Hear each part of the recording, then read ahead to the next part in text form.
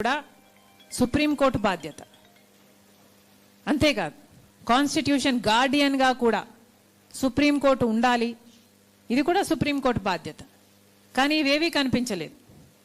కేవలం హడావిడిగా ఇది ఒక కొలిక్కి రావాలి అన్నట్టు కేవలం ఇద్దరు బెంచ్తో, అందుకే కాంగ్రెస్ పార్టీ జాతీయ స్థాయిలో దీన్ని ఖండించడం జరిగింది. ఇదేమిటిది, ఇద్దరి బెంచ్తో మాత్రమే ఇంత ముఖ్యమైన తీర్పు ఇలా ఇచ్చారు. ఇలా కాకుండా 7 మందితోనో 9 మందితోనో పెద్ద బెంచ్తో ఇది డిబేట్ చేసునుంటే రాజ్యాంగం ఏం చెప్తుంది అన్న ఇంటర్ప్రిటేషన్, ఫైనల్ ఇంటర్ప్రిటేషన్ డిబేట్ జరుగును. కాన్స్టిట్యూషన్ గార్డియన్స్గా కూడా వాళ్ళు వ్యవహరించాలి అన్న విషయాన్ని మర్చిపోయి చేసినట్టుగా కనిపిస్తుంది. ఎందుకంటే కాన్స్టిట్యూషన్ స్పిరిట్ని ప్రొటెక్ట్ చేసినట్టుగా ఇది కనిపించటం లేదు. ఇంటర్ప్రిటేషన్ జరిగినట్టుగా కనిపించటం లేదు. అదేవిధంగా కాన్స్టిట్యూషన్ గార్డియన్స్గా అంటే ఫండమెంటల్ రైట్స్ని కూడా వీళ్ళు గార్డ్ చేశారు, వీళ్ళు గార్డియన్స్గా ఉన్నారు అన్న భావము ఎక్కడా కనిపించలేదు. ఎందుకంటే article 14 is saying equality, article 15 is saying prohibition of discrimination, article 25 is saying right to religion.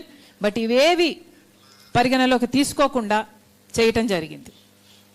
Clearly మనందరికీ తెలిసిన విషయం, దెర్ ఈస్ అ కాన్స్టిట్యూషన్లోనే there is a clear conflict between article 341 schedule caste and article 14, 15 and 25. ఒకే రాజ్యాంగంలో ఒకే కాన్స్టిట్యూషన్లో ఇలా conflicting ideas ఉండడం వల్లనే ఇది, అందుకే సుప్రీంకోర్టు ఒక క్లాస్ని అప్హోల్డ్ చేసింది, ఒక క్లాస్ని అప్లై చేసింది, మిగతా కాన్స్టిట్యూషన్లో ఉన్న ఫండమెంటల్ రైట్స్తో సహా అన్ని తుంగలో తొక్కడం జరిగింది. కాబట్టే దీని మీద డిబేట్ జరగాలి. కాన్స్టిట్యూషన్లో కాన్ఫ్లిక్ట్ లేకుండా అన్ని ఏ క్లాసులు అయితే ఉన్నాయో, ఏ ఆర్టికల్స్ ఉన్నాయో అన్నీ కూడా కాన్స్టిట్యూషన్ స్పిరిట్ని అప్హోల్డ్ చేసేటట్టు ఉండాలి తప్పితే ఇలా భావితరాలకు కన్ఫ్యూజ్ చేసేటట్టుగా, కాన్ఫ్లిక్ట్ చేసేటట్టుగా ఉండకూడదు. దానికి చర్యలు తీసుకోవాల్సిన అవసరం ఉంది. ప్రభుత్వము, పార్లమెంటు, సుప్రీంకోర్టు ఇలాంటివి అన్నీ కూడా ఇది అరికట్టే ప్రయత్నం చేయాలి. ఎందుకంటే ఇందాక అన్నలు చెప్పినట్టుగా నిజం, పుట్టుకతో వస్తుంది కులం, చచ్చిపోయినా కూడా పోదు. ఇది ఒక సామాజిక వ్యాధి, ఇది ఒక చేదు నిజం. వివక్ష అన్నది ఒక వాస్తవం. ఎవరు అవునన్నా కాదన్నా ఇందాక అన్న చెప్పినట్టుగా ఎక్కడా రాసిబడి లేదు, కానీ ఇది వాస్తవం. కుల వివక్ష అన్నది ఉన్నది. ఇది ఎంత అన్యాయం అంటే, ఈరోజు ఒక దళితుడు క్రిస్టియన్గా మారితే ఆయన ఆర్థిక స్థితి మారటం లేదు. ఒక దళితుడు క్రిస్టియన్గా మారితే ఆయన సామాజిక స్థితి మారటం లేదు. ఒక దళితుడు క్రిస్టియన్గా మారితే ఆయన మీద జరిగే అవమానాలు తగ్గటం లేదు. ఒక దళితుడు క్రిస్టియన్గా మారినంత మాత్రాన వాళ్ళ మీద దాడులు తగ్గటం లేదు. దళితుల్ని దళితులుగా చూస్తున్నారు కాబట్టే వాళ్ళ మీద ఇన్ని దాడులు జరుగుతున్నాయి. కాబట్టే వాళ్ళకి కొన్ని అప్లిఫ్ట్మెంట్ కోసం కొన్నైనా చేయకపోతే, రిజర్వేషన్లు అయితే ఏమి, లేక SC ST atrocity act protection అయితేనేమి, ఇలాంటివన్నీ వాళ్ళకి ఇవ్వకపోతే వాళ్ళు సమాజంలో పైకి రాలేరు, బ్రతకలేరు అన్న ఉద్దేశంతోనే వాళ్ళకి ఇవన్నీ ఇవ్వటం జరిగింది. ఒకవైపు ఇస్తూ, ఒక చేత్తో ఇస్తూ ఇంకో చేత్తో మళ్ళీ లాగేసుకున్నట్టుగా వాళ్ళు క్రిస్టియన్స్ అయితే ఇవి వర్తించదు అనడం చాలా చాలా అన్యాయం. అంతేకాదు, ఒక ST మతం మారినా, క్రిస్టియన్ అయినా ఒక STయే, మళ్ళీ రిజర్వేషన్లు అప్లై అవుతాయి. ఒక BC మతం మారినా రిజర్వేషన్లు అప్లై అవుతాయి. ఒక OC మతం మారినా అప్లై అవుతాయి. కానీ ఒక SCకి మాత్రం ఇది అప్లై కాదు అంటే ఇది నిజంగానే చాలా దురదృష్టకరం.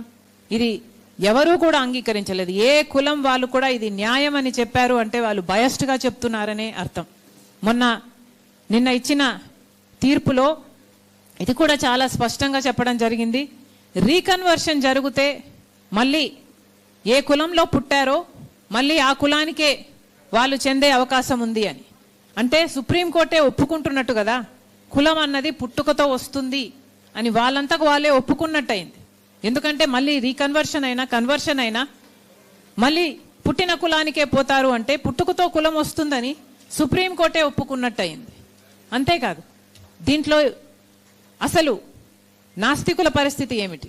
పారాగ్రాఫ్ 3లో క్రిస్టియన్స్, సిక్కులు, బుద్ధిస్టులు వీళ్ళ ముగ్గురినే చేర్చారు అంటే వీళ్ళు మాత్రమే ఎస్సీలుగా పరిగణించాలి అంటే మరి నాస్తికుల పరిస్థితి ఏమిటి?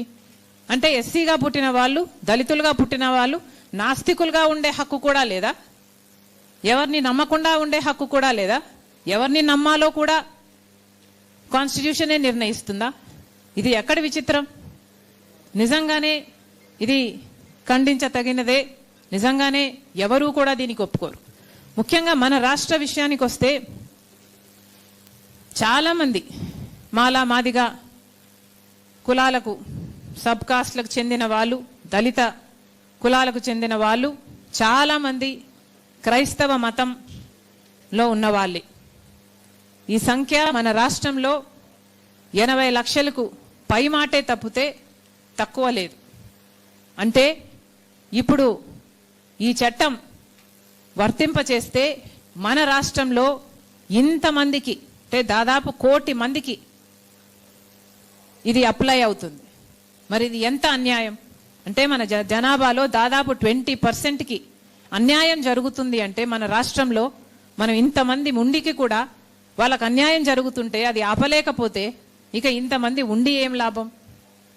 కాబట్టే అందరం కూడా అర్థం చేసుకోవాలి, నాయకులు ముఖ్యంగా అర్థం చేసుకోవాలి.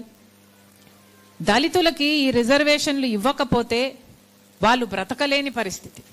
దళితులకి ఉద్యోగాలలో అయినా, లేక విద్యలోనైనా, లేక రాజకీయ ఆపర్చునిటీస్లోనైనా వీళ్లకు ఈ రిజర్వేషన్లు అన్నవి వర్తింప చేయకపోతే వాళ్ళ ఐడెంటిటీ, వాళ్ళ సస్టెనెన్స్కే ఇది ముప్పు.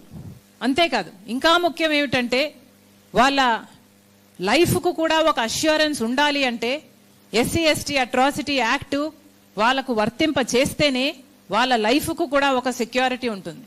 లేకపోతే అసలు ప్రాణాలు గుప్పెట్లో పెట్టుకొని ఎప్పుడు ఎవరు దాడి చేస్తారో తెలియక ఇక వాళ్ళకు కనీసం లైఫ్ సెక్యూరిటీ కూడా ఒక దేశంలో ఉంటూ అది కల్పించలేకపోతే ఇక ఆ దేశంలో బ్రతకడం ఎందుకు? ఇక ఆ దేశం వాళ్ళకు ఏమిచ్చినట్టు? ఇవన్నీ కూడా పాలకులు ఆలోచన చేసుకోవాలి.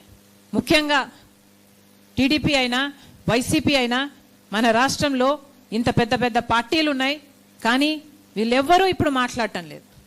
చంద్రబాబు గారు మాట్లాడటం లేదు, జగన్మోహన్ రెడ్డి గారు మాట్లాడటం లేదు. ఇక కేంద్రంలో ఉన్న బీజేపీ అయితే మొత్తానికే మాట్లాడరు. ఎందుకంటే వాళ్ళ అజెండానే దళితులు ఉండకూడదు, క్రిస్టియన్లు ఉండకూడదు, ముస్లింలు ఉండకూడదు. ఈ దేశంలో ఈ 3 వర్గాల వాళ్ళు ఉండకూడదు. వీళ్ళ మీద చేస్తే దాడులు చేయాలి, వాళ్ళను చంపేయాలి. ఒకవేళ వాళ్ళు మిగిలినా కూడా సెకండ్ గ్రేడ్ సిటిజన్స్గా మిగలాలి, ఇన్ఫీరియర్ సిటిజన్స్గా మిగలాలి. బీజేపీ అధికారంలోకి వచ్చినప్పటి నుంచి ఇదే బీజేపీ వైఖరి. మతం, కులం పేరుతో చిచ్చు పెట్టాలి, ఆ మంటలో వీళ్ళు చలిగాచుకోవాలి. ఏ ఎలక్షన్ వచ్చినా సరే పోలరైజ్ చేయాలి. హిందువుల మెజారిటీలు అంతా ఒకవైపు పెట్టాలి, మైనారిటీలను ఇంకోవైపు పెట్టాలి, ఆ ఎలక్షన్ గెలవాలి.